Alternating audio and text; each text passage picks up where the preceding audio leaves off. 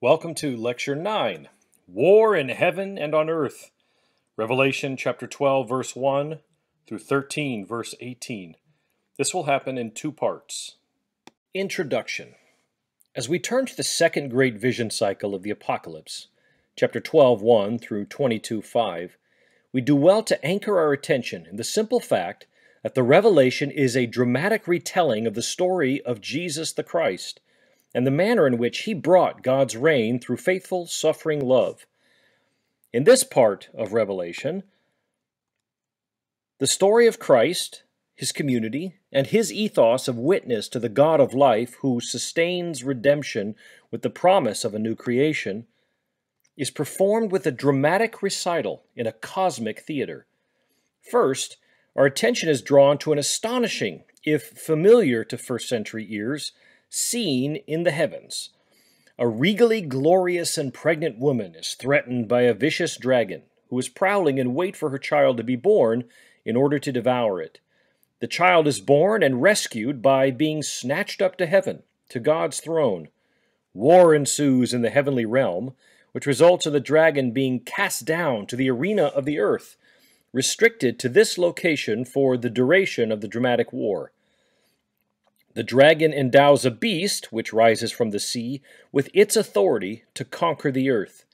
In parodic and parasitic mimicry of the victorious lamb, the beast appears to have a mortal wound from which it is healed. The crowds of earth marvel at the beast and bow down before it in idolatrous worship. This worship is aided by miraculous spectacle performed by a second beast from the land, who astonishes the crowds. It too mimics the lamb in appearance, having two horns like a lamb, but it speaks with the voice of a dragon. This beast is the parody of the prophetic church. Together, the dragon, the beast from the sea, and the beast from the land form, as Bauckham refers to them, a satanic trinity of sorts, parodying the one who sits on the throne, the Lamb, and the spirit of prophecy functioning in the faithful church. More than this, the dragon, with its beastly minions, establishes on earth a parodic kingdom, complete with liturgical devotion and an economy of exchange. The inhabitants of the earth will have to receive a mark on their foreheads or hands in order to participate in the exchange. Thus, as we consider the beginning of the second vision cycle, will have to become oriented to the ebb and flow of cultural trends that enhance the significance of all the extraordinary images of these chapters in what follows. We're invited into the arena, much like the Romans were drawn to the amphitheater, later referred to as the Colosseum, for sport and spectacle. Promising bread and circuses, Rome entertained and slayed its populace with spectacles of battle and blood. In the second great vision cycle of the Apocalypse, we are invited to see the ultimate showdown between the sovereign God of heaven and the hero of the Lamb, and the enemies of creation, the dragon and its beasts, those who are the destroyers of the earth, referred to in Revelation 11:18. Here, in 12:1 through 13:18, we perceive an unveiling of the cosmic battle, with the decisive victory established by the Lamb. In the next section, chapter 14:1 to 16:21, we will see the champion stand victorious on Mount Zion and oversee a great harvest of salvation and judgment. The scene will then shift to another set of voyeuristic spectacles.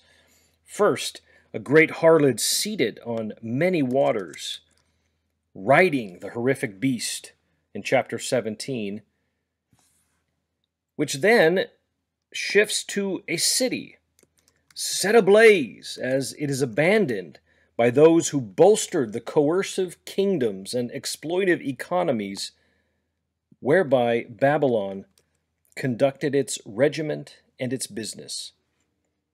This scene will give way to the celebratory anticipation of an eternal city in chapter 19. Again, we are given ringside seats to the panoramic arena to observe the arrival of the rider on the white horse, who is the Word of God and who executes final judgment upon the destroyers of the earth and their inimical armies. The champion leads a triumphal procession executing vengeance upon the beastly minions of the dragon.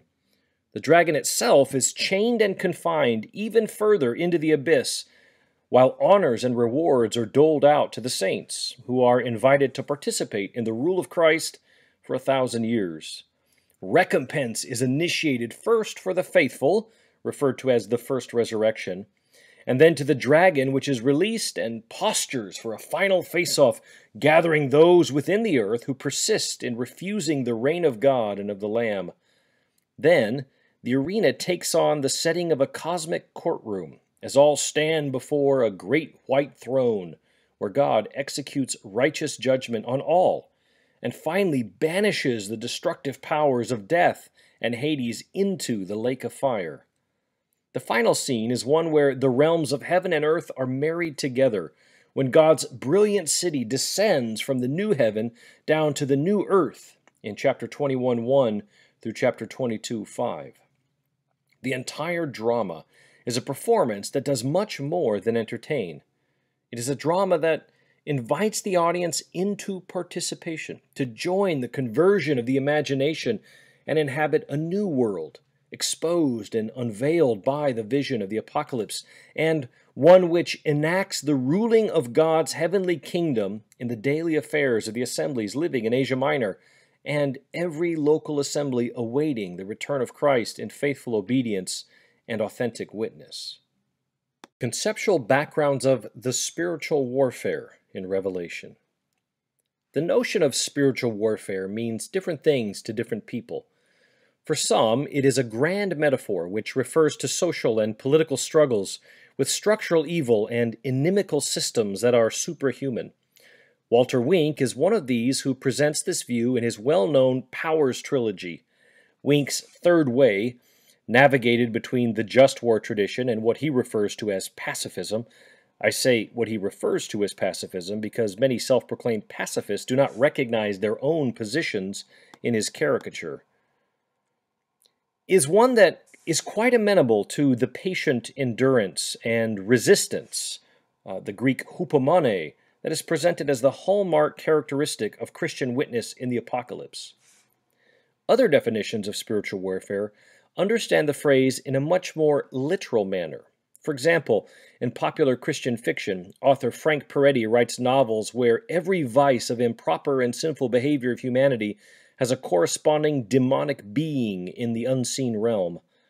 On a more scholarly level, theologian and pastor Greg Boyd has developed a modern theodicy in what he refers to as a warfare worldview, taking seriously the ontological reality of Satan and a host of inimical spirits governed by the satanic kingdom.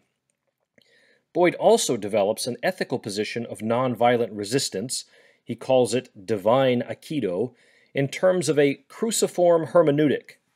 This perspective has compelled Boyd to emphasize a Christus Victor view of the ministry of Jesus and the significance of his efficacious crucifixion.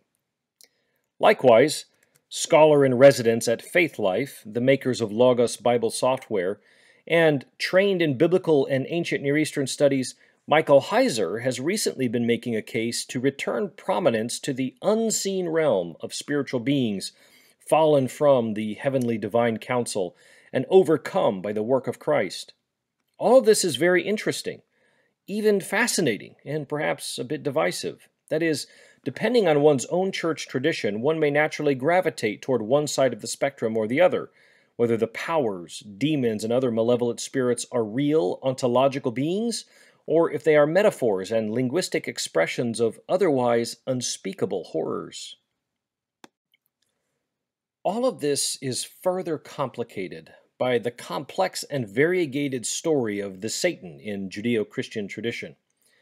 A popular rendering of the Christian understanding of Satan, or the devil, explains his origins in the heavenly court. For example, think of Job, chapters 1 through 2, perhaps even as the worship leader of the heavenly praise, drawing on Ezekiel 28. At that time, or before time, he was referred to as Lucifer, a Latin term meaning light bearer, which comes from Isaiah chapter 14, verse 12 in the Vulgate. But this being becomes pompous, and he sought to overthrow God from the throne so that he, Lucifer, might rule over creation. In a fated but failed coup d'etat, he or it was cast out of heaven down to earth, where he would attack God through his prize creation, humanity. This whole story, familiar to children who were inducted into versions of spiritual warfare in Sunday school classes, and seemingly necessary to explain an otherwise inexplicable phenomenon of an oppositional figure in God's good creation, has a long history of development informed by countless influences of diverse traditions and assorted regions. That is, this understanding of the Satan is nowhere to be simply found in the Christian Bible, but has undoubtedly been fed by the very passage we will consider in this lecture, Revelation 12. In turn, this passage itself is like a river delta fed by several streams, its rich soil with the resonances and allusions all combined and reworked to present a distinctive dramatic narrative of evil as a cosmic foe defeated in a heavenly battle and cast down to earth where it is allowed to wreak havoc through political, liturgical, and economic controls. Over the next few chapters of the Apocalypse, we'll be confronted with the realities of spiritual warfare, but not in the juvenile images of attaching personal vices to particular demonic entities. There's no easily identified demon of alcohol, or demon of lust, or demon of anger. The demonic allure of evil is much more subtle, much more insidiously deceptive. The situations depicted in the messages to the 7 churches of Asia Minor depict real battle lines of spiritual warfare. However, the field is not taken on the open plain, but rather in the dining halls, the agora, the marketplace, and the tables of the triclinia hosted by social nobility of wealthy benefactors.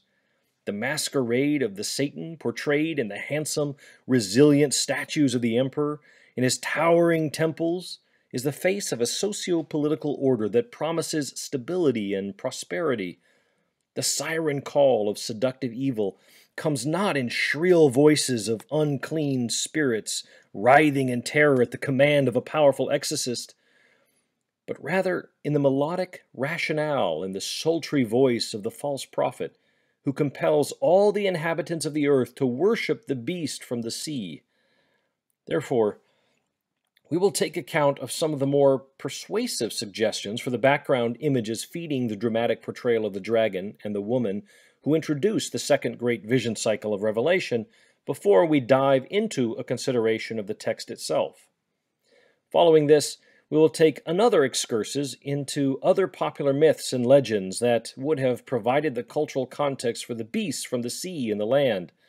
Again, the imagery of this text has contributed substantially to a developing mythos about an end-time enemy that will rise to oppose God and God's people before the transition into the new age of divine blessing and communion, often referred to with the moniker of Antichrist, a term which, as we have already noted, does not actually appear anywhere in the Apocalypse.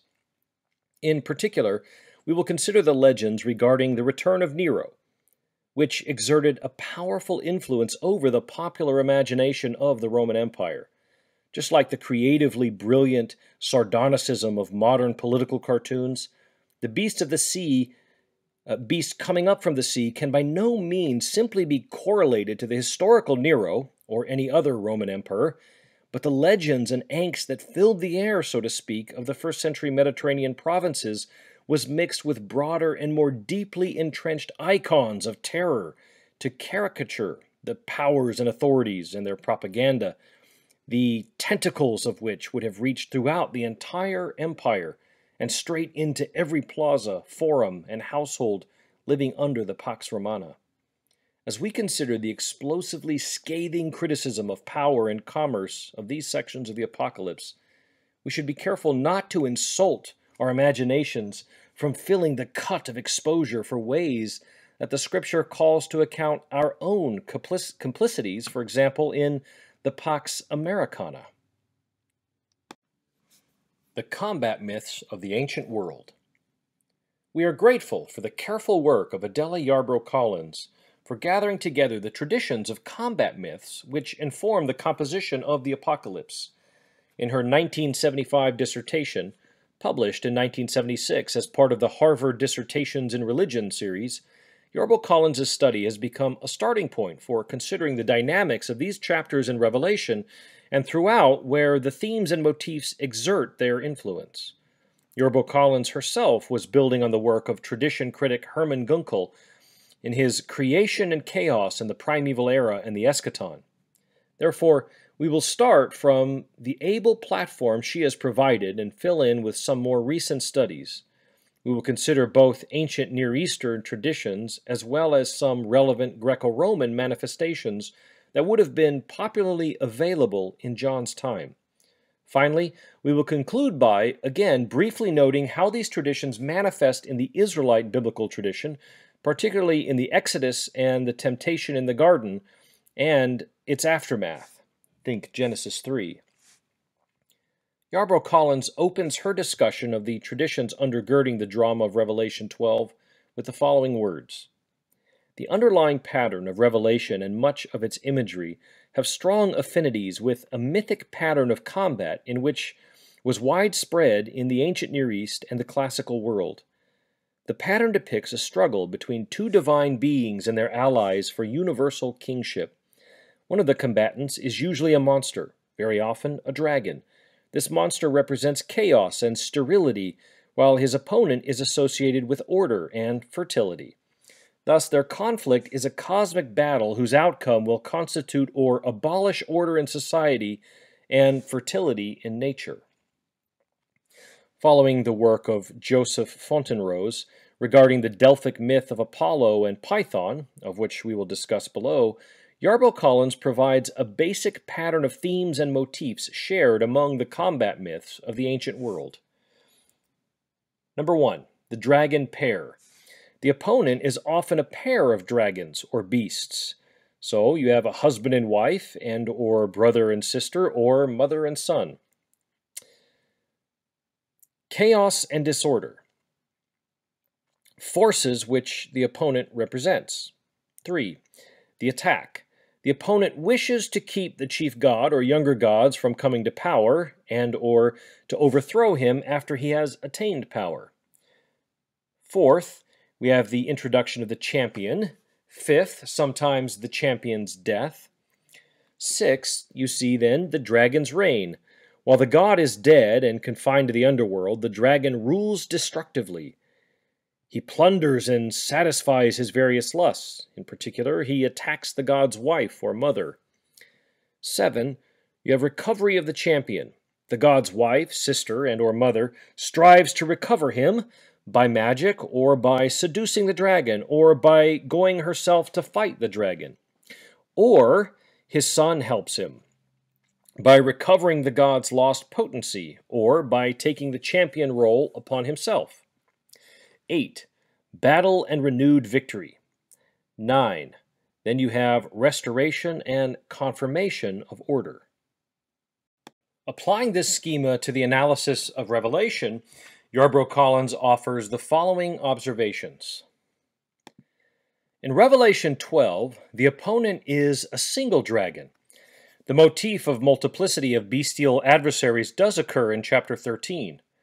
The fact that the dragon of chapter 12 is associated with chaos and disorder is shown by the threat to the order of the cosmos expressed by his sweeping stars from heaven to earth in verse 4.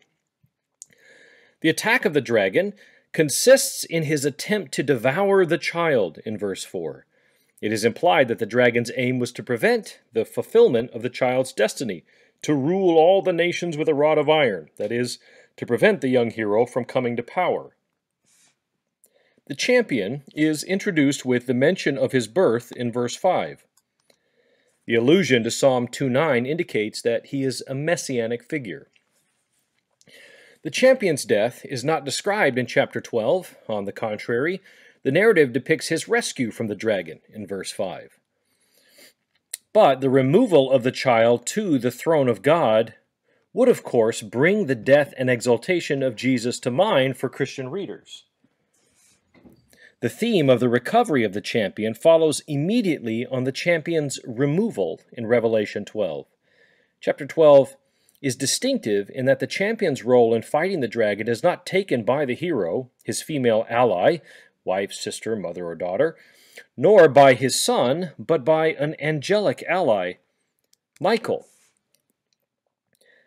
The battle renewed and victory are described in verses 7 through 9, the battle in heaven and the casting of the dragon out of heaven. The restoration and confirmation of order are announced and celebrated in the hymn and associated with the kingdom of our God and the authority of his Christ in verse 10. Order is restored, however, only in heaven, as the woe on the earth of verse 12 indicates. In verses 13 to 18, we have the dragon's reign expressed by his attack on the hero's mother. The pattern of the combat myth is thus present in Revelation 12 in the following form. 1. The dragon, verse 3. 2. Chaos and disorder, verse 4a. The attack, 4b. The champion, 5a. The champion's death, 5b. Recovery of the champion, verse 7a. The battle renewed and victory, verses 7b through 9. Restoration and confirmation of order, in verses 10 through 12a. And the dragon's reign, verses 12b to 17.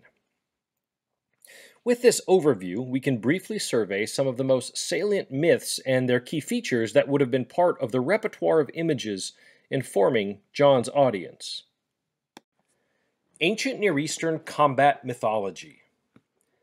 The literature of the Christian Bible belongs to a much wider family of traditions that span across several millennia of periods and regionally encompassing Mesopotamia, Asia Minor, Syria, Palestine, and Egypt, among others.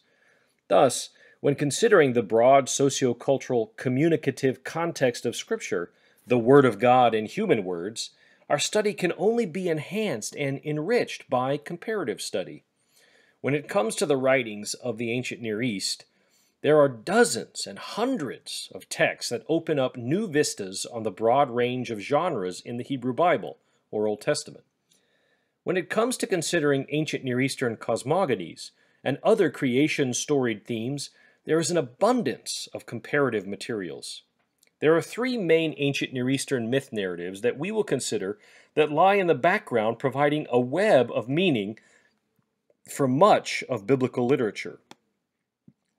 This is not to make the simple, even simplistic claim that the authors of the biblical material merely borrowed from these ancient mythologies and are therefore unimaginatively derivative. Rather, our claim here is much more like our use of other apocalyptic materials alongside the book of Revelation. These myth narratives form a cultural literary context that would have informed the imagination of the audiences of biblical literature. As Kester writes, presenting a vision of conflict that develops patterns from Jewish and Greco-Roman sources would have engaged the imagination of early readers.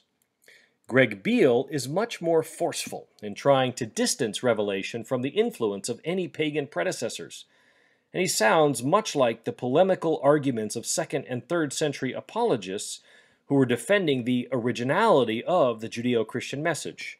Beale writes, "Many ancient mythologies contain a story of an evil usurper who is doomed to be vanquished by a yet unborn prince. The usurper tries to escape his destiny by killing the prince when he is born. But the prince is unexpectedly snatched away from danger until he is old enough to kill the fiend and claim his rightful inheritance and throne." In Revelation 12, John records the same story, but he gets his account from the Old Testament. None of the pagan stories from Babylon, Ugarit, Persia, Egypt, or Greece has all the essential elements found in Revelation 12, so John may be reflecting on them collectively and interpreting them through the lens of the Old Testament and Jewish tradition. He would claim that his is the authentic story from which the others are bastardized reflections. Indeed, the whole pagan mythological system, including the Roman emperor's claim to deity, you see some emperors identify themselves with Apollo, is none other than the devil's lie. Meaning would have been generative in this context. Furthermore, As much as it is informative to give attention to the similarities and likenesses between the differing traditions, most often it is the differences, changes, and improvisations that offer the greatest insights. The use and employment of traditional images does not dictate their meaning in any one literary or social context. The symbols and images are like the function of words in communication. The word is not the basic unit of communication. The sentence is. Therefore, words do not have meanings in and of themselves. They have a semantic domain, a range of possible meanings. They carry meanings delimited from their broad semantic range only when they are employed in a sentence and paragraph context. Only when they are pragmatically deployed to communicate or express meaning. The same is the case with the mythic symbols and images. They have a semantic range of possible significations and meanings, but one must adhere to the actual context of use to understand how they function in the system of signs. Babylonian Akkadian myths, Marduk versus Tiamat. The first myth we will consider is the Babylonian Akkadian creation myth, the Enuma Elish. Extant on 181 clay cuneiform tablets, written in Akkadian cuneiform script, this creation story recounts the story of the victory of the warrior god Marduk against the first being, Apsu, and his consort wife, Tiamat, the goddess of salt water. The other gods come from them. And then they grew rowdy to the point where Apsu, with his vizier Mumu, plotted to kill all other gods. While Tiamat initially protests, she is moved to action after the gods rebel, slay Apsu, and enslave Mamu. Tiamat will then raise monsters as an army, including the Hydra, the Dragon, and the Hairy Hero, among others. Marduk, also referred to as Bel, is sent by the Anunnaki gods to fight Tiamat. Marduk prepares weapons and challenges Tiamat to single combat. He traps her with a net and the power of the winds, which holds open her mouth so that Marduk is able to pierce her in the belly from the inside, and he cuts her in half. He then vanquishes Tiamat's allies and uses part of her carcass to make the land, and the other part to create a boundary in the heavens. Marduk then proceeds to fashion creation into an orderly place, ordering times, places, weather, etc. Marduk is acclaimed as king of the gods, and from here, Marduk creates humankind to perform the duties undesired by the Anunnaki gods, and so they commission a city, Babylon, to be built in his honor with temples. The victory of Marduk thus translates into the legitimation of the new political order over the old. As Bernard Knapp writes, the myth offered the Babylonians not only an explanation of the creation of the world, but also a rationalization for Babylon's supremacy in the world.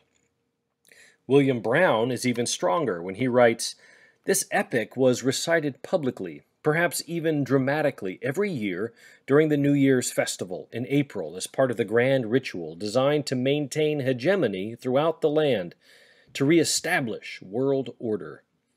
The origin of this practice can plausibly be traced to the recovery of the statue of Marduk, Babylon's patron deity, from Elim in the south, an appropriate occasion for Nebuchadnezzar to proclaim Marduk's supremacy over the gods. The epic was likely written in honor of the occasion and served as a foundation story for the exaltation not only of Marduk, but of the Babylonian king himself, renewing his mandate to rule the country and thus to assert Babylon's dominion over Mesopotamia and beyond. As performed and witnessed annually by a host of governmental officials, the story did much more than entertain. Its purpose was to maintain loyalty throughout the vast extent of the burgeoning empire. Enuma Elish, in short, presented an eminently imperial cosmogony. More than this, Brown explains, the epical mythos translates into a social and political ethos. Because creation rests upon the predication of victory in combat, The world is founded upon violence. Brown explains, conflict, war, and victory, the essential ingredients of any ancient epic, prepare for the following scene: creation. The conflict narrative of theogony, specifically theomachy, leads to cosmogony. From death comes life. In this epic account, creation begins when conflict ends. Creation is the corollary of conquest, the outcome of victory. A carcass is required for the cosmos, and the bloodshed of a rebel is deemed necessary for human creation. Apsu and Tiamat, the elemental powers of creation, are divested of their personas, including their divinity. They are demythologized with a vengeance, as it were, to serve as creation's raw material. Construction follows destruction. The act of creation, moreover, is vivid testimony to the exercise of imperial power. Marduk's exaltation and the world's creation are bound together. The victor's prowess on the battlefield is matched by his ingenuity on the construction site. Marduk's credentials include conquest in addition to creativity, and so they must in this imperial drama. But munificence is also included. The creation of humankind, in particular, is testimony to Marduk's sovereign generosity, which grants a measure of freedom to the gods. Their freedom from servitude, however, is the burden humankind must shoulder. Humankind, made in the image of Gore, from the blood of a rebel god, is the quintessential servant of the gods. Humanity's creation is humanity's bondage. What a radically different picture is presented in the creation in Genesis 1. That is transformational indeed. Is the same ethos of divine sovereignty and ontological peace preserved in the apocalypse? We shall have to consider this question in our next lecture. Images of seven-headed dragons are seen in the ancient Near Eastern mythic iconography found, for example, in a relief covered at Tel Asmar from the city used to be called Eshnuna. Images such as these, coupled with the literary traditions of the cosmic battle, led Gunkel to propose that the imagery of Revelation 12 was primarily and directly from Babylonian provenance. The battle results in order coming out of chaos. The result of life and fertility overcame the forces of death and sterility, in Yarbrough Collins' terms. Canaanite Ugaritic Myths, Part 1. Baal and Anat versus Yam and Mult. A seven-headed dragon shows up in Ugaritic texts as well, referred to as Lotan, associated with Mult, the Canaanite god of summer, drought, and death. In this Canaanite mythos, the storm god Baal battles with Yam, the chaotic sea, and Mult, and Baal's ally is his sister wife Anat. In the battle between Baal and Yam, it begins with Yam, the sea. The meaning of the term in both Ugaritic and Hebrew is sea, ascends to the divine council, headed by El, and Yam demands that Baal be handed over to him. El acquiesces. Then the tablet telling the story breaks off. Ultimately, though, Baal overcomes Yam, and then his court craftsmen build him a palace on Mount Zaphon. In an earlier cycle of the tablet, the victory of Baal is portrayed as complete. As a result, he is hailed as supreme. The text reads, from the translation by Coogan and Smith, "The club swooped from Baal's hands, like a vulture from his fingers. It struck Prince C on the skull, Judge River between the eyes. C stumbled. He fell to the ground. His joints shook. His frame collapsed. Baal captured and pierced C. He finished off Judge River. Astarte shouted to him by name, 'Hail, Baal the Conqueror! Hail, Rider on the clouds! Prince C is our captive. Judge River is our captive.'" The translators explain that lines 31 through 41 are broken, but they assert that these lines contain the words, "See is dead," and they proclaim, "May Baal reign." Next, there is the struggle between Baal and Mot. Frank Moore Cross interprets the symbolism of the mythology. If Yam represented the unruly powers of the universe who threatened chaos until restricted and tamed by Baal, then Mot, El's dead son, represents the dark chthonic powers which bring sterility, disease, and death. The drama, however, is still cosmogony, the victory of the god of life. In the fight between Baal and Mot, Baal is initially defeated and killed by Mot. Anat mourns for him, then battles Mot herself to avenge Baal. Anat first calls to Baal in the mouth of Mot. Mot taunts her, so she vanquishes Mot, cuts him to bits with a sword, grounds him up, burns him, and feeds his flesh to the birds. Baal is revived and is restored to his throne on Mount Zaphon. Again, life and love triumphs over death. Baal triumphs through Anat's victory over Mot, where Anat claims victory over both Mot and the dragon with 7 heads. The divine warrior Baal, after yet another combat with the dead god, returns to take up his government, sitting as king of the gods. Mennonite Ugaritic Myths Part 2. Expulsion from the Divine Council. During the period of Baal's confinement to the underworld, in the belly of Mot, an astral deity, Ahtar, seems to have attempted to take his throne on Mount Zaphon at the behest of his mother Ashra. However, proving inadequate, he abandoned Baal's abode to reign on earth instead. This mythic narrative provides part of the background for the taunt made to the king of Babylon in Isaiah 14.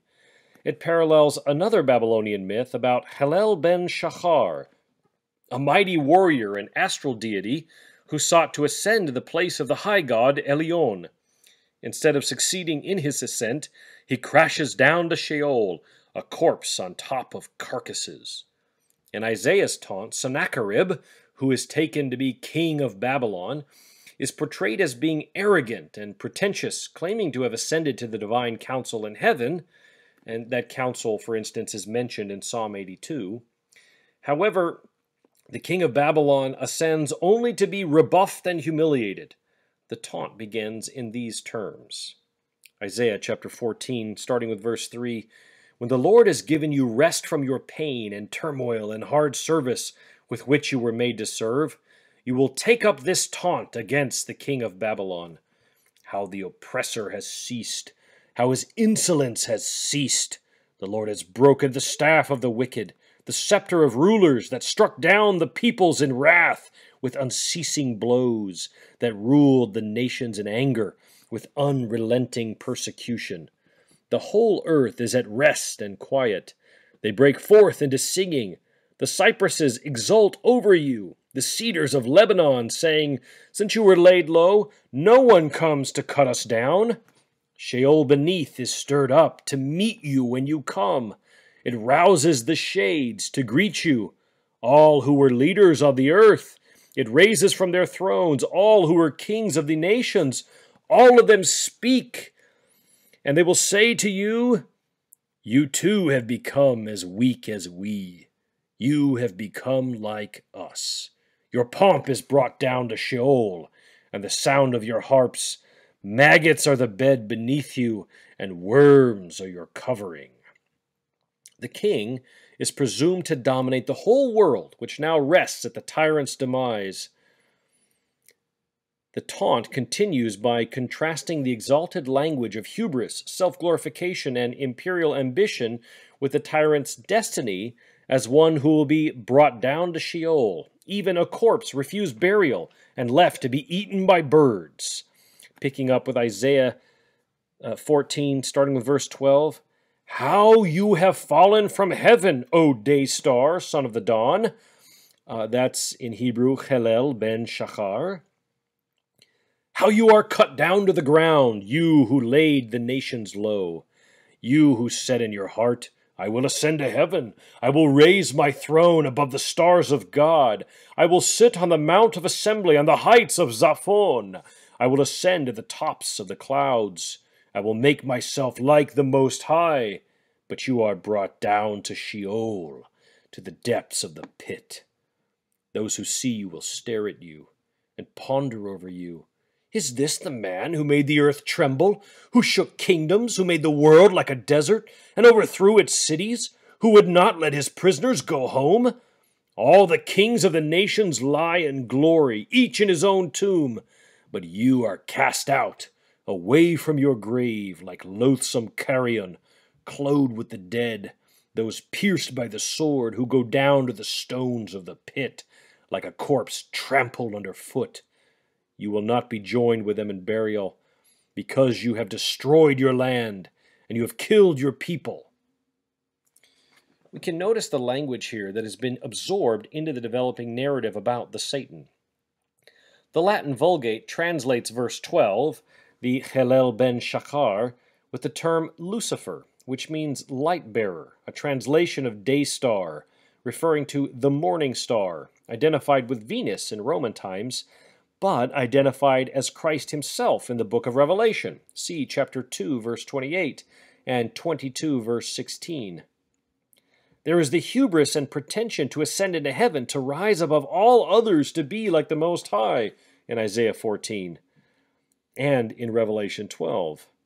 The consequence is defeat and humiliation, just like the pretensions of the dragon in Revelation chapter 12. Greco-Roman combat mythology. Along with the ancient Near Eastern mythic narratives that inform the context of the signs of the dragon and the woman, there's also the imagery from Greco-Roman mythology that illuminates the rhetorical force of John's message. Both Yarbrough Collins and Gregory Stevenson suggest that the Hellenistic mythos about a war in the heavens full with battling giants, thus it's referred to as gigantomachy, a war of giants, also sometimes called titans, provides some conceptual background for the Satan's war with Michael and the angels of heaven. More important is the Hellenistic combat myth portraying Apollo battling with Python and vanquishing that serpent to establish peaceable rule. There's a parallel Egyptian myth pitting Isis and Horus against Seth Typhon. This form of the combat myth, instantiated in Hellenistic and Egyptian forms, is the one Yarbrough Collins claims is the closest parallel to the conflict between the pregnant woman and the dragon in Revelation 12. Finally, we will also look at the Egyptian myth with closer attention, because it provides important parallels with the description of the woman clothed with the sun, the moon under her feet, and a crown of 12 stars on her head. In anticipation of our survey, we can quote Yarbrough Collins again to explain why this survey is so enlightening.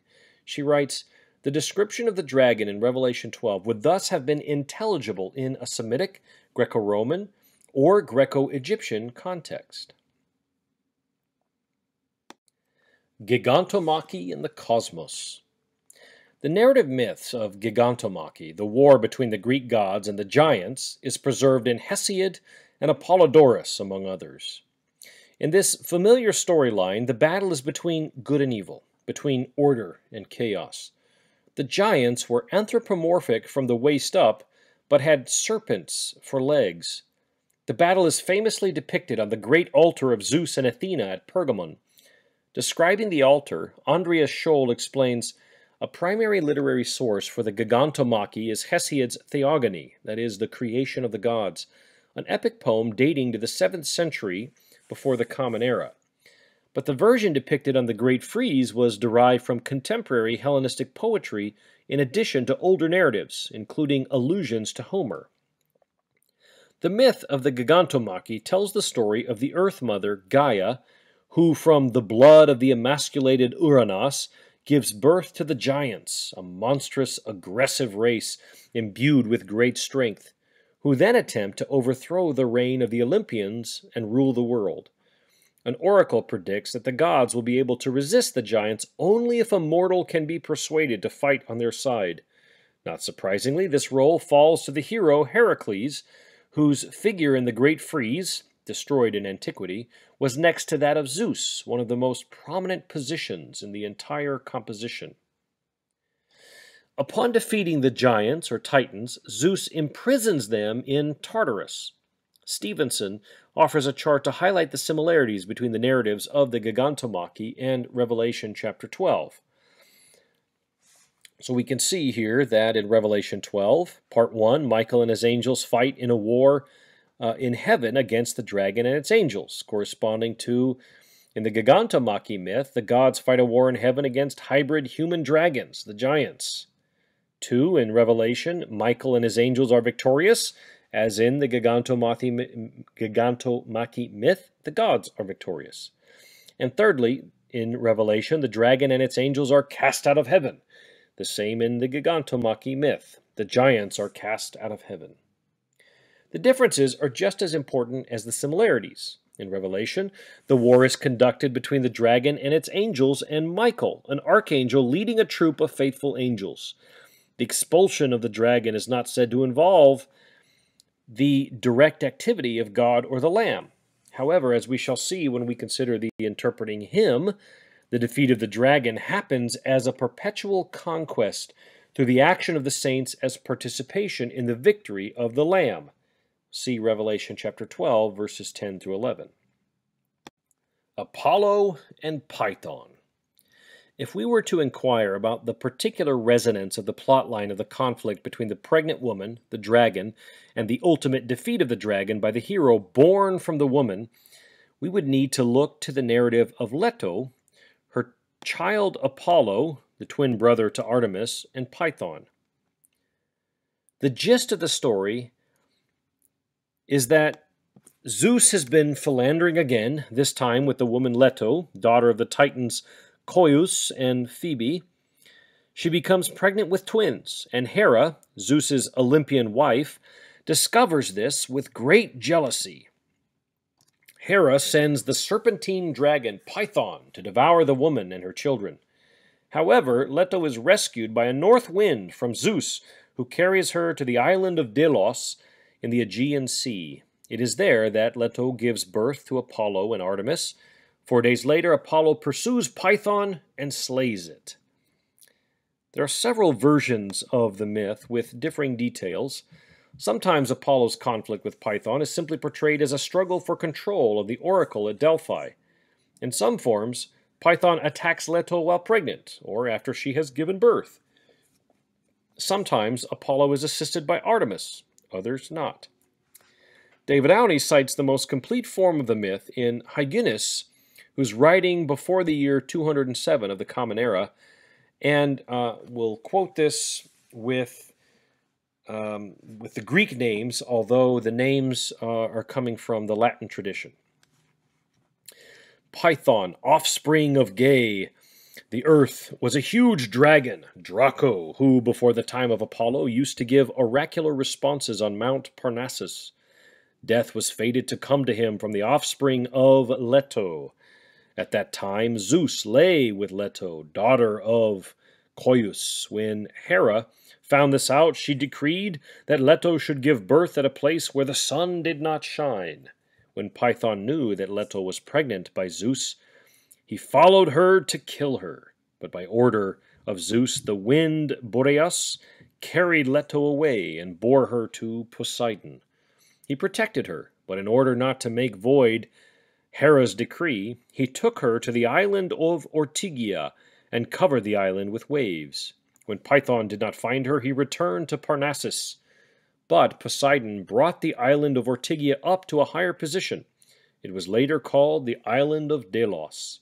There Leto, clinging to an olive tree, bore Apollo and Artemis, to whom Hephaestus gave arrows as gifts. 4 days after they were born, Apollo exacted vengeance for his mother, for he went to Parnassus and slew Python with his arrows. Because of this deed he is called Pythian. He put Python's bones in a cauldron, deposited them in his temple, and instituted the funeral games for him, which are called Pythian games. Thus, we can see many similarities with Revelation 12. A pregnant woman is pursued by a dragon, seeking to consume and extinguish the woman and her child or children.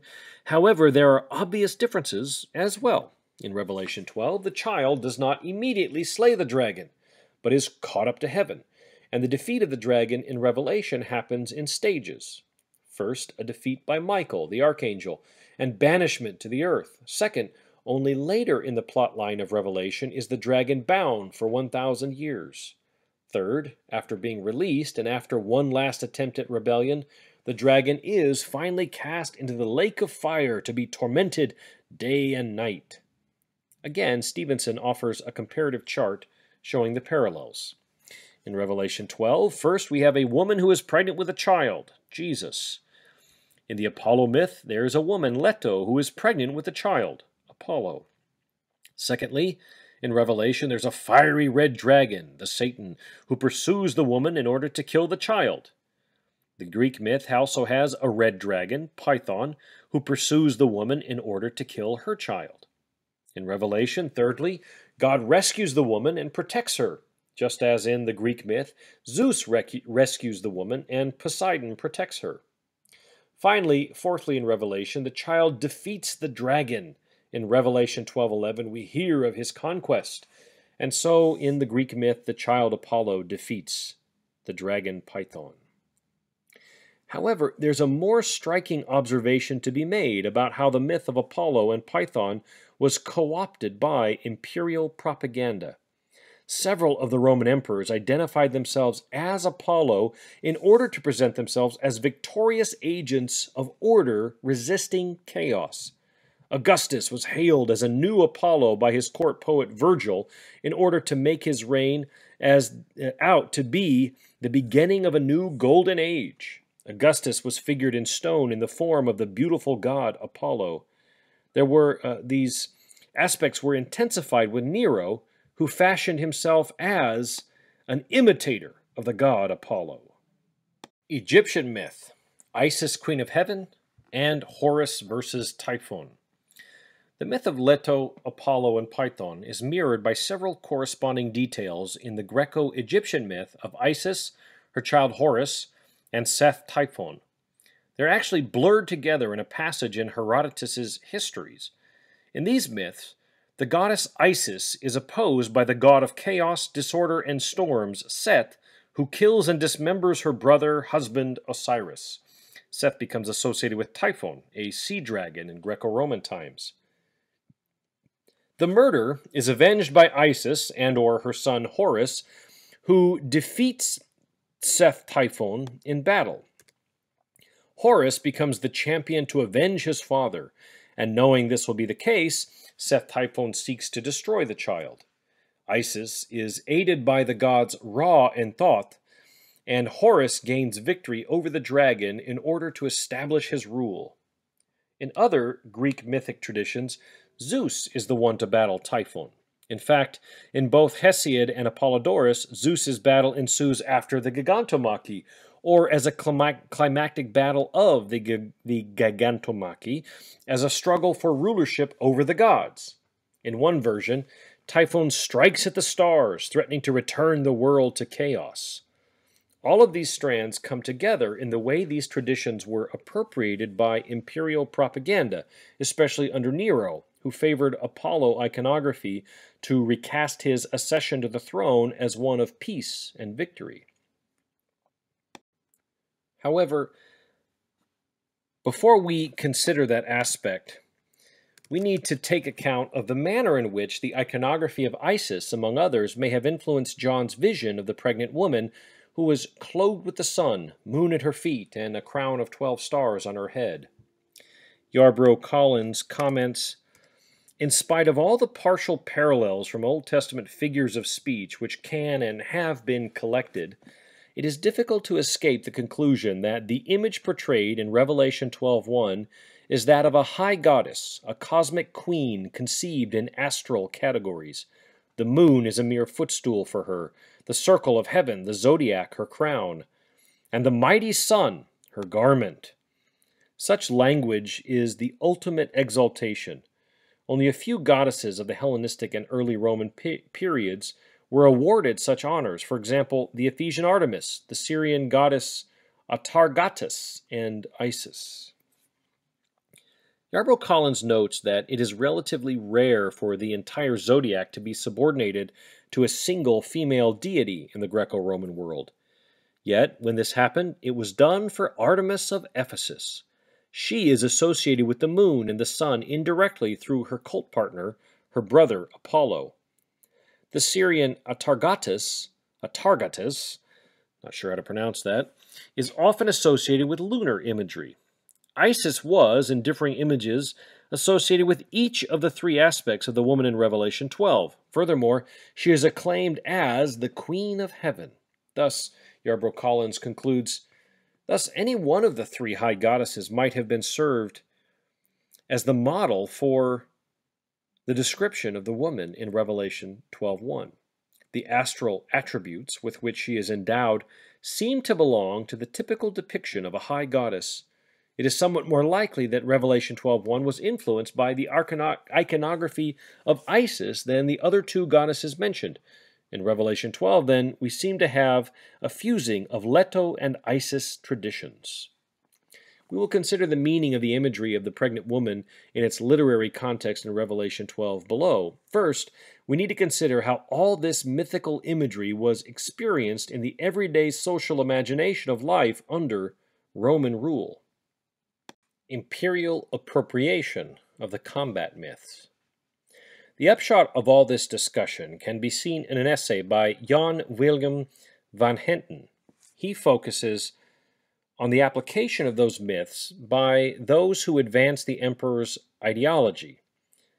Since the association of the emperor with the slayers of chaos monsters, such as the dragon Python or the partly human and partly monstrous Typhon, implied a claim that should not be misunderstood. The emperor was associated with the supreme god Zeus or Jupiter, or Apollo, or the Egyptian royal god Horus, all of whom restore order by slaying the agent of chaos. Augustus, the functional architect of the dynasty, initiated the association with the god Apollo for political purposes. He appealed to the patronage of Apollo in his battle with the murderers of Julius Caesar. The outcome of the Battle of Philippi in the year 42 before the Common Era showed clearly that Apollo was on the side of Caesar's heir. During the early period of his ascendancy, Octavian began to wear Apollo's laurel wreath more and more often in public occasions, and in these years, several new miraculous happenings reinforced the direct identification with Apollo. Octavian continued to have more military successes and continued to attribute his victories to the aid of Apollo. Paul Zanker reflects on the persistent embeddedness of Apollo themes in the career of Augustus. It is fascinating to observe, Zanker writes, how deliberately Octavian pursued his relationship with Apollo over the next 20 years, or to put it another way, how his sense of mission and his entire program for healing Rome's wounds bore the stamp of Apollo. He built the new temple of Apollo right next to his own house and considered that the decisive battle of Actium against Antony and Cleopatra, fought in the year 31 before the Common Era, had been won through the direct intervention of the god. The god was also held to be responsible for the victory over the Parthians and for the social legislation of the year 18 before the Common Era, when finally the time had come to herald the Golden Age. Augustus again invoked the protection of Apollo and Diana, had the Sibylline books purged of any inappropriate prophecies, and placed these in a golden vessel at the feet of their cult statues, as a guarantee that the new Golden Age would last forever. The relationship with Apollo would prove to be ideally suited to Octavian himself and to furthering his political image. All his goals and objectives, both during the struggle with Antony and later in the building of the new order, could be associated with the god. Apollo stood first of all for the discipline and morality. Apollo also stood for purification and for punishment of any form of excess.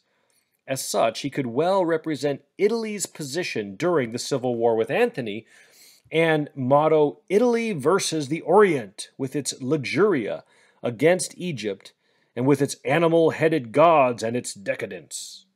But after the victory was won, then Apollo took on his role as singer, lyre player, and god of peace and reconciliation. And as the prophetic god, with the Sibyl and Sphinx, it was he who proclaimed the long-awaited new age. Nero took his cues from Octavian, but took things even further. Apollo would become further ingrained as the model for triumphant emperors in Rome. Seneca compared Nero's musical talents to Apollo's in order to flatter him. Upon his first appearance on the stage, the crowds acclaimed Nero as the equal of the god Apollo. The acclamations of the Augustiani, a crowd commissioned by Nero for just this purpose, rang out, "Glorious Caesar, Apollo, Augustus, unmatched like Pythios! By thyself we swear, O Caesar, none surpasses you." It became customary to flatter Nero with the association. Nero, like Augustus before him, also used the image of Apollo when he minted new coins, fashioning his own image after the appearance of the god to evoke the comparison and emulation of Apollo. Nero is well known, had a flair for the dramatic. He enjoyed the acclaim he received for his singing and playing the lyre.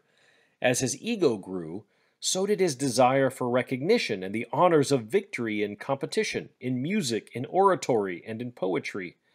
Nero was chomping at the bit for his public debut to share his talents with the world. In the summer of the year 65, he initiated a Greek festival, what he called the Neronia, named after himself rather than after a god, as was the usual custom, complete with games and competitions in which he had decided he would seek the crown. After a recitation of part of his own epic on the Trojan War, he was goaded by the audience for encore, and Nero was urged to the theater to display his other talents.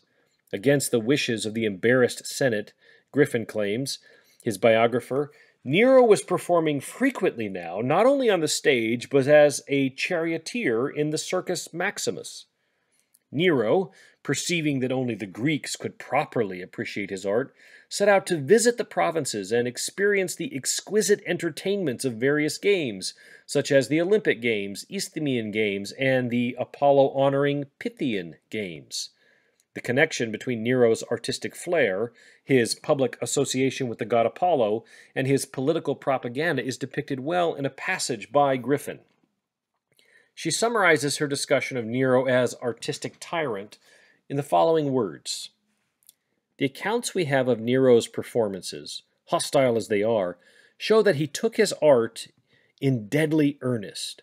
He obeyed all the rules, never clearing his throat and wiping his brow only with the sleeve of his gown. He showed fear of the judges and their verdict, though the decision was always the same. Nero Caesar wins this contest and crowns the Roman people and his world empire. Once, when he fell from his chariot at Olympia, the emperor's life was in jeopardy, but never his crown.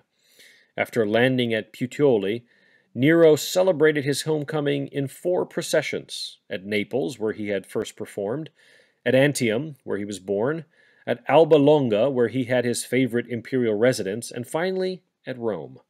His entry into the capital was his last great show.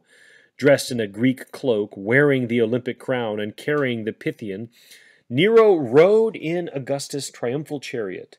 He entered the city not through the usual triumphal arch, but through a breach in the walls, as was the custom for the Greek hieronica or victor in the sacred games. Before him were carried not the names of the cities he had conquered, but his crowns with the record of his victories and his songs. Behind came the Augustiani, instead of legionaries, and the procession finished its route at the temple of Apollo on the Palatine, not that of Jupiter on the Capitoline. This was the triumph of an artist. After returning from his romp in Greece, Nero was hailed in these terms. "Hail, Olympian victor! Hail, Pythian victor! Augustus! Augustus! Hail to Nero, our Hercules! Hail to Nero, our Apollo! The only victor of the grand tour, the only one from the beginning of time! Augustus! Augustus! O divine voice, blessed are they that hear you.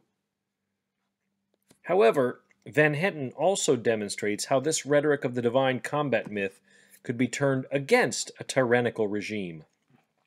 He cites two passages from a play called Octavia, named after the first wife of Nero, whom he had banished and later executed. In the passages, Nero is compared not with the hero Apollo, but with the destructive force of Typhon, characterizing Nero's reign as a time of calamity rather than peace. It reads, "And oh, that the Lord of the heaven-dwellers, who often shakes his hands with deadly bolt, and terrifies our souls with the awful fires and portents strange, would make ready to whelm with flames this impious prince. We have seen a glowing radiance in the sky, a comet spreading its baleful trail, where slow Boötes, which is a constellation probably associated with the Great Bear, which in turn is associated with Typhon, numb with arctic chill, with endless night-long wheeling, guides his wane." The next passage does more than just compare Nero with the chaotic Typhon. It indicts him as an even more destructive force. It reads, "Not such a pest was Typhon, whom wrathful Mother Earth produced in scorn of Zeus. This scourge, worse than he, this enemy of the gods and men, has driven the heavenly ones from their shrines and citizens from their country." Thus, the mythic imagery of the divine combat myth could be turned against the imperial propaganda, even within the pagan world itself. By reversing the imagery, the emperor could be depicted not as a victorious hero or life-giving savior, but as the polluting attack on that which was good, peaceable, and orderly. As Van Hetten summarizes, it goes without saying that a contextualized reading of Revelation 12 to 13, focusing on the mythological traditions about Python and Seth Typhon and their political applications, underscores the refutation of the claim for divine status for the emperor. Craig Kester, while being more guarded, is in general agreement. He writes, "Those who read Revelation 12 with this background in mind will see John reversing the story of Apollo's birth and victory so that the hero is not the emperor's prototype, Apollo, and the dragon is not the chaos that Rome subdues, but the threats that Rome creates for Christ and his followers. There were precedents for using dragon imagery for leaders who threatened Israel, like Pharaoh in Ezekiel 29 and 32, or Nebuchadnezzar in Jeremiah 51, and the Roman general Pompey in the Songs of Solomon 2. Nero was compared to a serpent in Plutarch and the Sibylline Oracles, Book 5, and both Nero and Domitian were described as Typhon-like tyrants. From this perspective, the mythic stories that some writers used when celebrating imperial rule were transformed in a way that encouraged readers to resist that rule. Now that we've considered many of the relevant images that would have fed the imaginations of John's audience, we should also consider the crucial precedents that come from the scriptures of Israel. Broadly, we will consider the manifestations of the combat myth of the divine warrior, as well as the specific promise of enmity between the seed of a pregnant woman and a deceptive serpent. Israelite combat mythology. There's a significant expression of the combat myth throughout the scriptures of Israel, found in each of the parts of the tripart division of the Hebrew Bible canon: Torah, law, Nevi'im, the prophets, and the Ketuvim, the writings. The texts collocate around the themes of creation theology and the Exodus deliverance. We will briefly take account of many expressions of the divine warrior imagery for Israel's God in the Old Testament, and then we'll consider how the divine curse of the deceiving serpent of Genesis 3 includes an enigmatic promise which establishes a further crucial precedent for the messianic imagery in Revelation chapter 12. The divine warrior tradition in the scriptures of Israel. We've already considered briefly the tradition of the divine warrior in the scriptures of Israel as it relates to the Exodus deliverance, especially as it is instantiated in the Song of Moses and the Israelites in Exodus 15. We looked at that in Lecture 7. As the most basic metaphor for divine salvation and judgment in the Pentateuch, anticipated in prophetic prolepsis with Abraham in Genesis 15, verses 13 and 14, and executed in awesome power through the mediation of Moses, the Exodus deliverance becomes the identity-shaping primal mythos or master story of Israel's theology. See how the Ten Commandments, the Decalogue, opens up with a statement of Exodus. Again, Stevenson proffers a comparative chart to illustrate the parallels between the Exodus narrative and the storyline in Revelation 12, especially verses 13 to 16. We'll have more to say about the details in the comments below when we consider the passage itself. Revelation 12, firstly, we have the dragon pursues after the woman. In the Exodus narrative, it's Pharaoh who pursues the Israelites. Revelation 12, the woman is given eagle's wings to fly to the wilderness where she is protected. In Exodus, God carries the Israelites, quote, on eagle's wings to the wilderness where they are protected. See Exodus chapter 19, verses 2 and 4. Thirdly, in Revelation, the dragon sends a river to overtake the woman. In Exodus, Pharaoh sends an army to overtake the Israelites. And fourthly, in Revelation 12, the earth opens and swallows the river. In the Exodus, the sea opens and swallows the army. Let us briefly register some of the other, more explicit appropriations of the combat myth in the scriptures of Israel, in the prophets, and in the writings. In Isaiah, the prophet calls to the divine warrior in order to stir him to act on behalf of the people in Babylonian exile in the manner that he did for those enslaved in Egypt.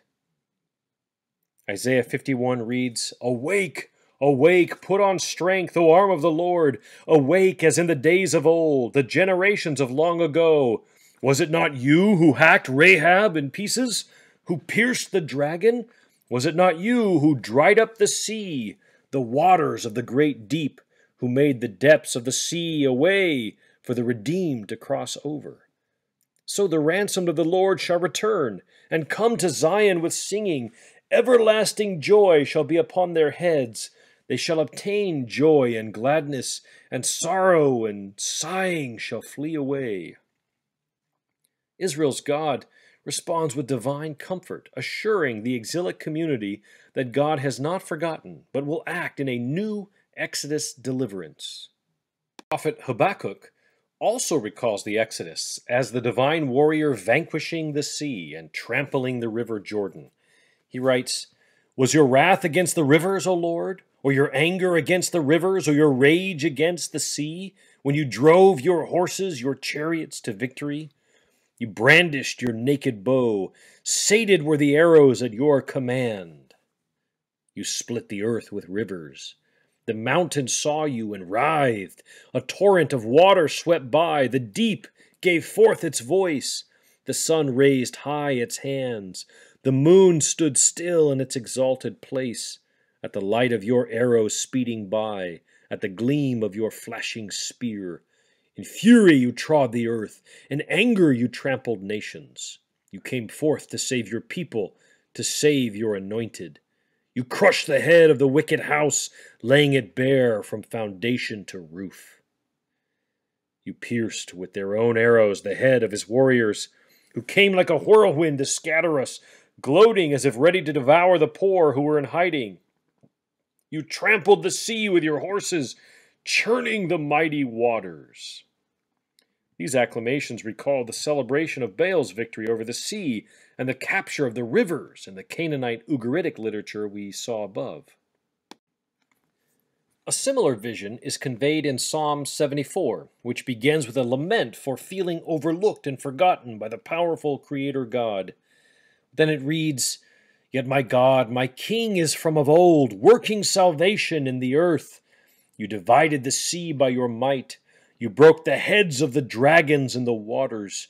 You crushed the heads of Leviathan.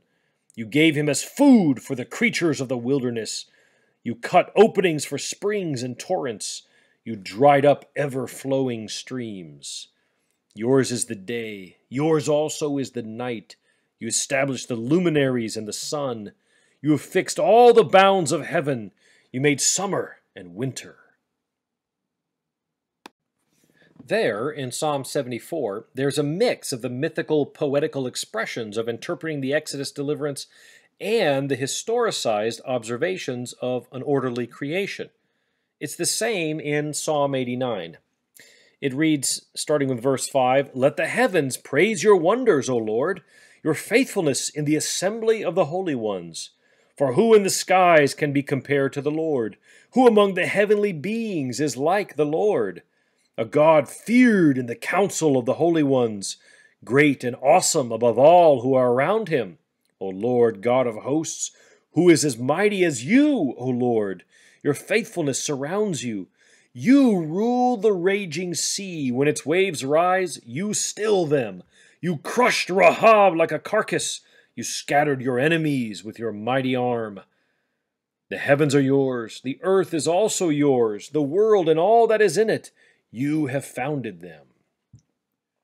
This psalm is particularly fascinating for several reasons. For one, it is the final psalm of Book 3, that is Psalms 73 through 89 of the Psalms, which transitions, Book 3 transitions from the celebration of the kingship of the Davidic dynasty, bracketed by Psalms 2 and 72, the beginning of Book 1 and the end of Book 2 in the Psalms, to the beginning of a lament for the loss of the kingship. Book 3 of the Psalms, that is Psalms 73 through 89, gives voice to the treacherous angst of living in exile, mirroring the narrative of the story of Israel's history. Psalm 88 is a dark, desperate plea representing the voice of Israel in the midst of the social death of exile. The following psalm, from which we just quoted, Psalm 89, is a return to the majesty of creation theology, which asserts Yahweh's sovereignty and ownership over all that is made. More than this, it expresses the Zionist hopes that God transfers this cosmic authority to the Davidic king, the ruler from the dynasty of David's lineage. Again, picking up with Psalm 89, verse 20, "I have found my servant David. With my holy oil I have anointed him. With my hand shall I always remain with him. My arm also shall strengthen him. The enemy shall not outwit him. The wicked shall not humble him. I will crush his foes before him and strike down those who hate him. My faithfulness and steadfast love shall be with him, and in my name his horn shall be exalted. I will set his hand on the sea and his right hand on the rivers. He shall cry to me, 'You are my Father, my God, the rock of my salvation.' I will make him the firstborn, the highest of the kings of the earth. Forever I will keep my steadfast love for him, and my covenant with him will stand firm. I will establish his line forever, and his throne as long as the heavens endure. If his children forsake my law and do not walk according to my ordinances, if they violate my statutes and do not keep my commandments, then I will punish their transgression with the rod, and their iniquity with scourges. But I will not remove from him my steadfast love, or be false to my faithfulness. I will not violate my covenant, or alter the word that went forth from my lips." A similar perspective to the Psalms we have been considering is shared by Psalm 114, which recounts the Exodus deliverance and cross-examines the elements of creation that were subjugated by Yahweh's mighty arm.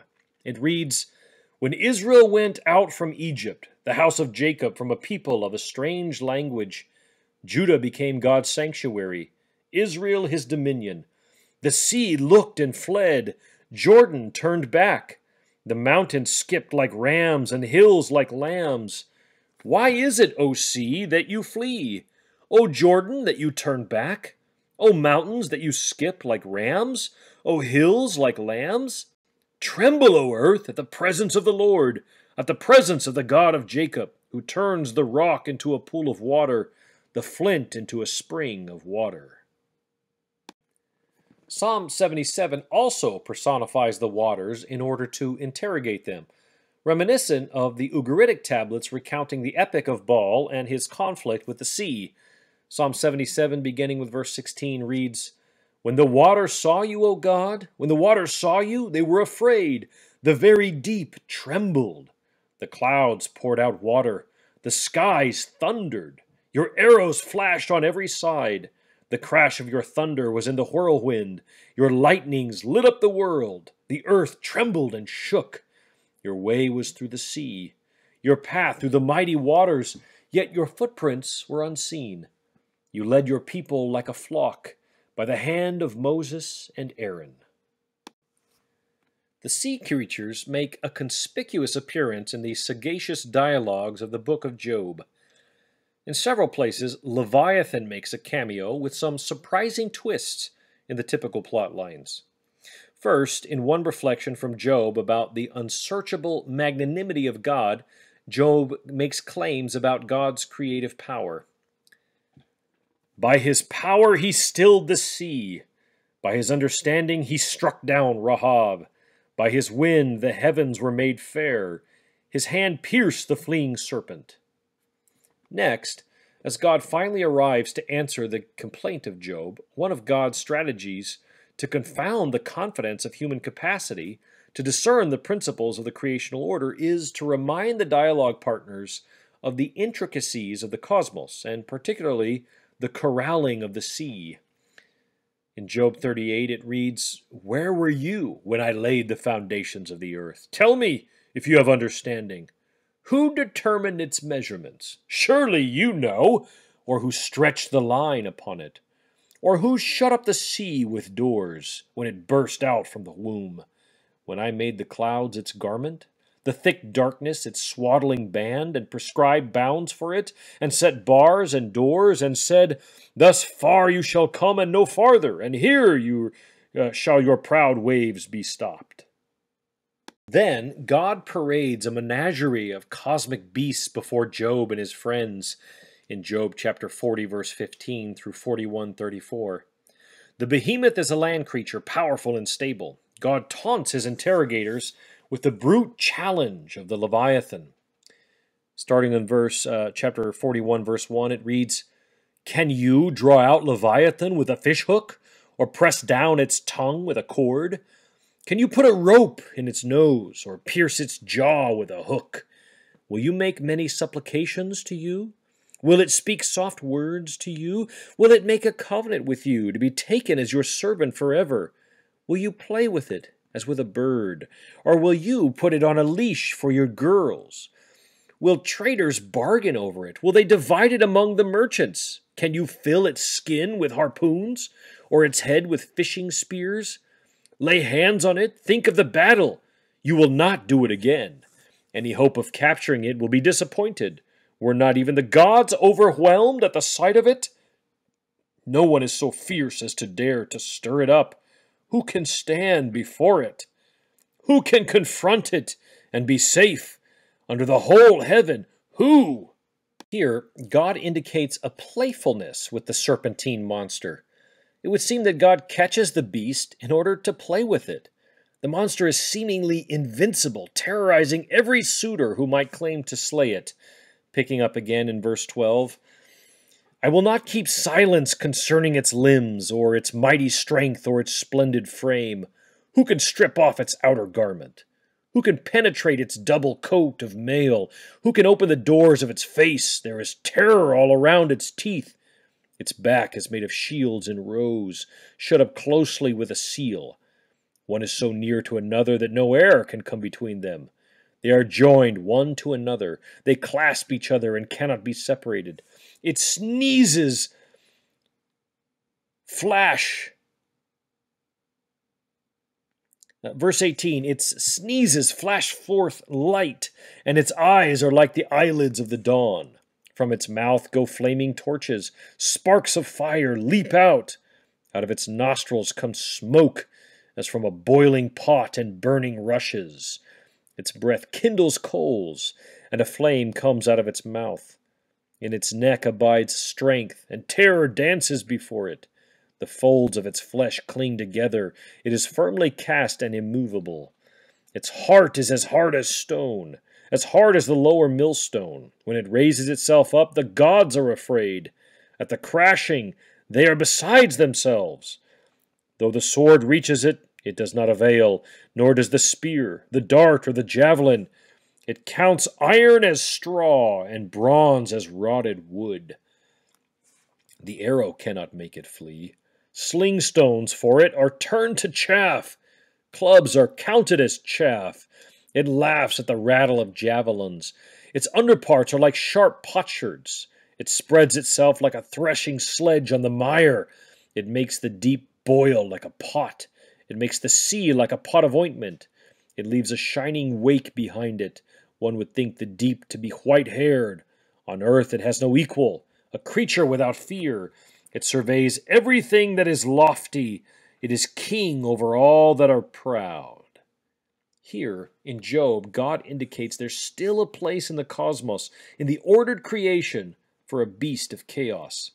God has not yet extinguished the forces of chaos from his creation. For that, we'll have to look to another eschatologically oriented text.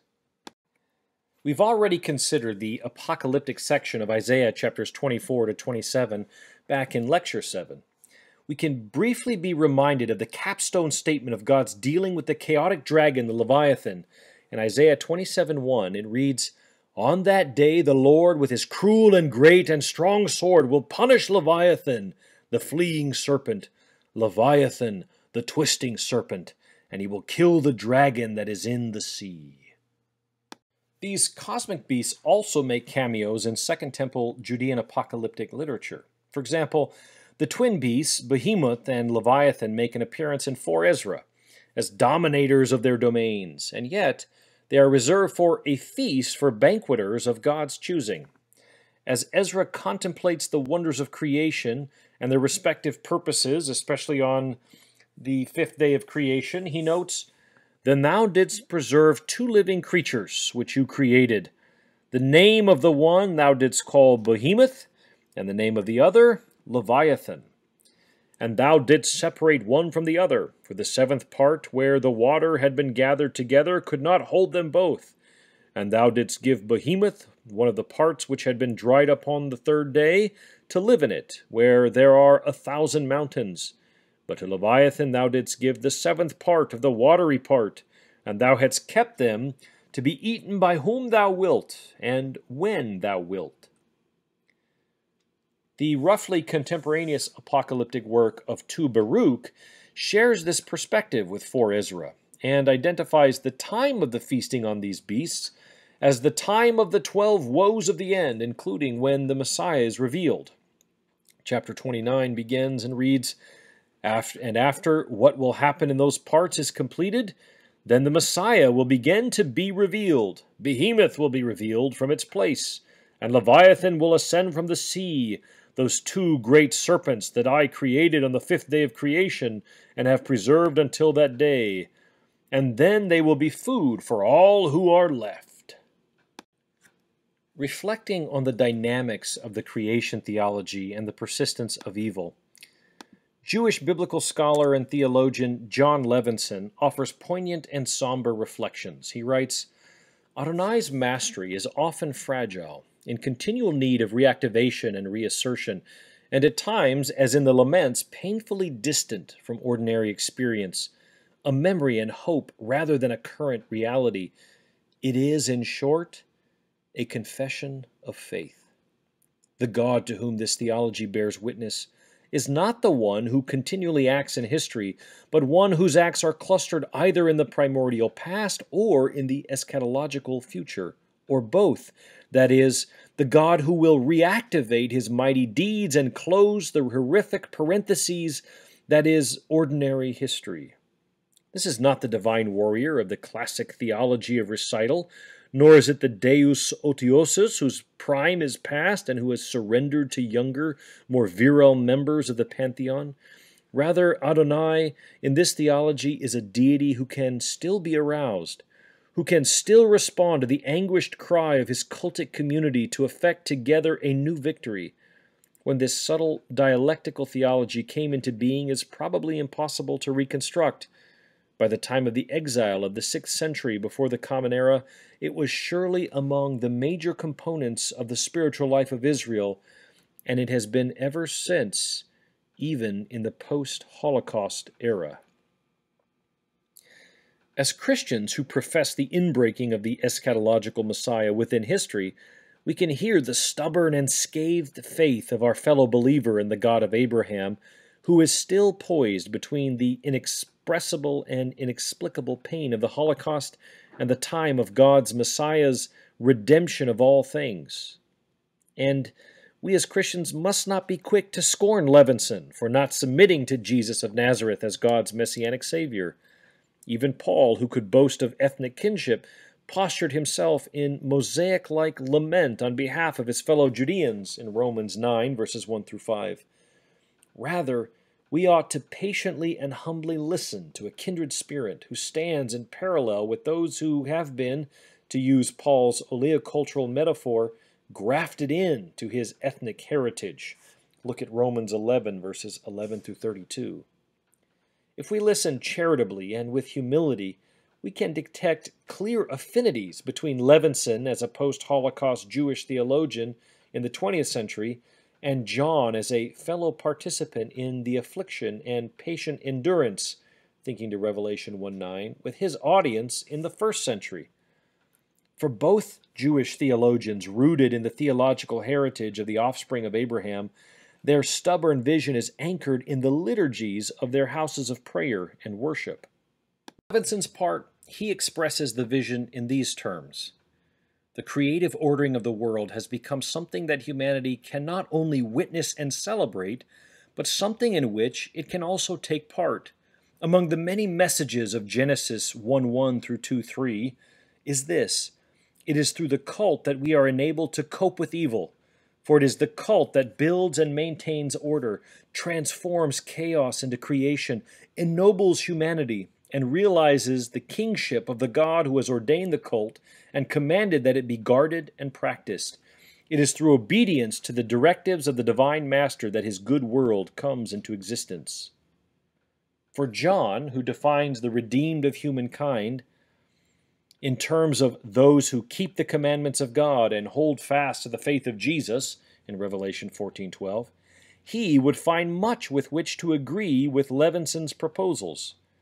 However, unlike Levinson, who sees God's great actions clustered in the protological and eschatological end caps of creation history, John does not just share in the affliction or tribulation and the patient endurance, but also in the kingdom, all in Jesus. See Revelation 1:9.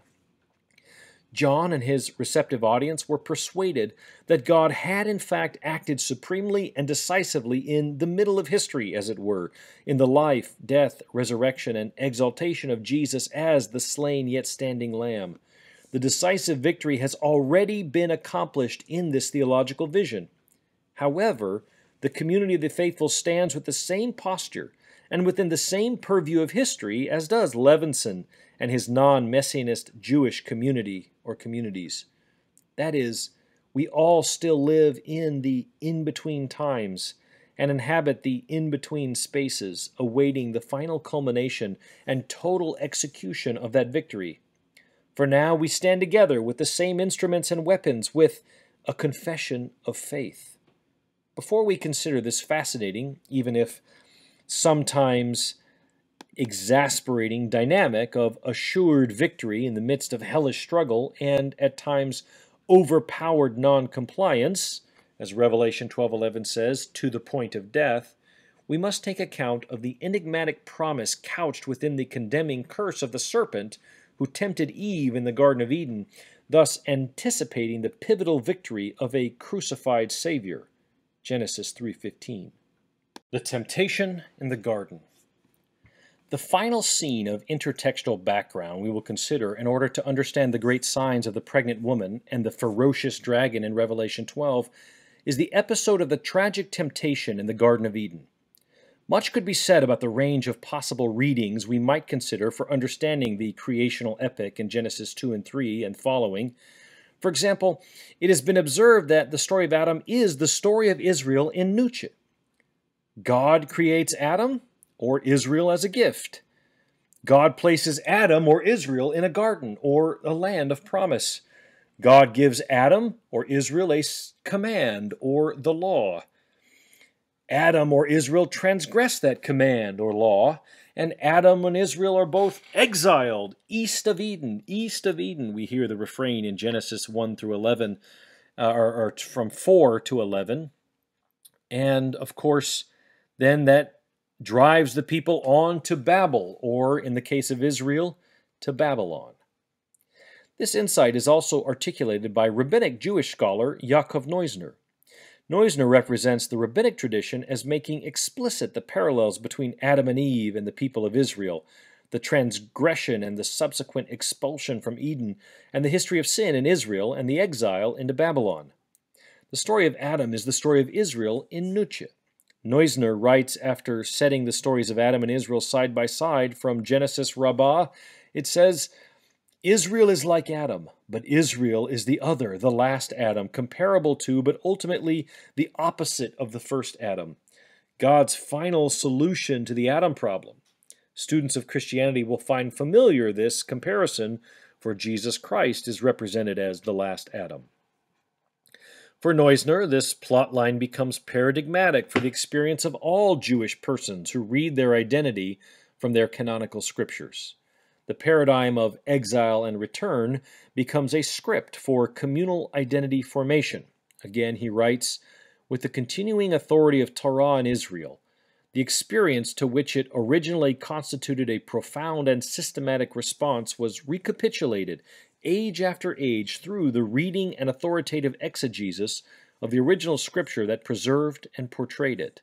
The system of Torah also invented the paradigm, treating the experience of those for whom it spoke, those who had gone into exile and who had come back to the land, as normative when, descriptively speaking, it was not even normal. This midrashic-style reading of Genesis narrative can help us understand how the figure of Eve can be prototypical for the whole people of God, for Israel.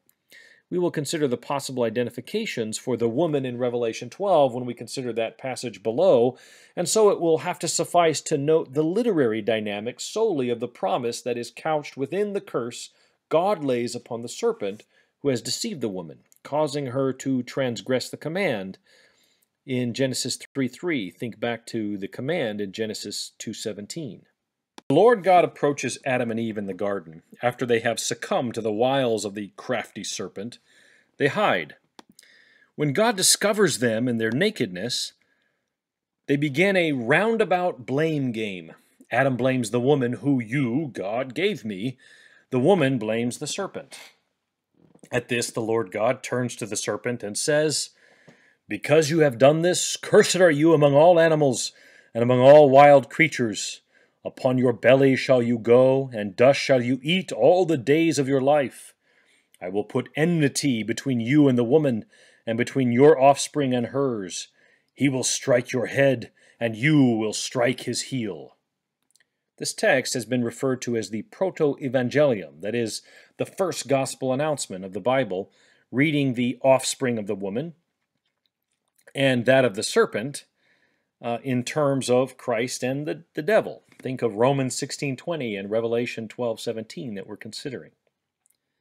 Furthermore, as Christ is crucified at Golgotha, the place of the skull, Mark 15:22, his death was a crushing defeat to the Satan. See also John chapter 12, verses 31 to 33.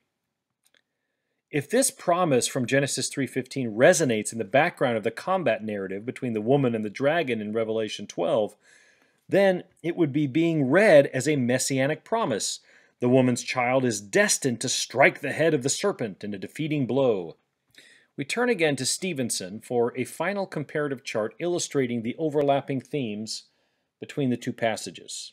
In Revelation 12, a serpent deceives the whole world, verse 9. In Genesis 3, the serpent deceives Eve and Adam. Revelation 12, the woman cries out in pains of birth. In Genesis 3, the woman will give birth in pain, verse 16. In Revelation 12, thirdly, the serpent seeks to kill the woman. In Genesis 3, there is to be enmity between the serpent and the woman, verse 15. In Revelation 12, the fourth part, the serpent goes off to make war with the woman's offspring. In Genesis 3, the second part of the curse, there will be enmity between the serpent and the woman's offspring. So we see here the tragic consequences of disobedience to the divine demand result in brokenness, estrangement, and ultimately expulsion from the garden. Access to the tree of life is now restricted. However, the apocalypse returns to this iconic tree, showing that the narrative that began with disobedience and disaffection will come to conclusion with restoration and recuperation of not just access to the tree of life, Revelation 22:2, think also to the promise in Revelation 2 verse 7, but also reconciliation with the manifest presence of God. See Revelation 21, 3 through 5, and verses 22 to 27. Now we are ready to turn to the text of the Apocalypse itself, considering the drama of the story of Jesus and his followers in the guise of a combat myth portraying a new Exodus performed through faithful witness even unto death. This lecture will be concluded in part 2.